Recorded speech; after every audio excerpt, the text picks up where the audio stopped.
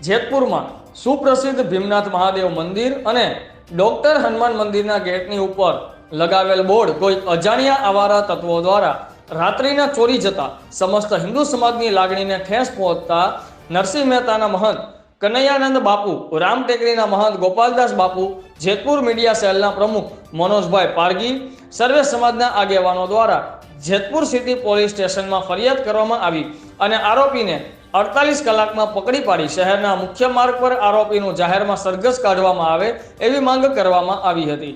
Reporter रविभाई विंचुड़ा, आजाद media live, Jetpur. चोरी हुई है। हिंदू धर्म सेना एवं मंदिर के समस्त सेवक गणों के द्वारा लिखित में अर्जी की है पुलिस स्टेशन में कि 48 घंटे में चोर को पकड़ा जाए और उसका सर्कस निकाला जाए, या वो हिंदू हो या मुस्लिम हो, कोई भी हो।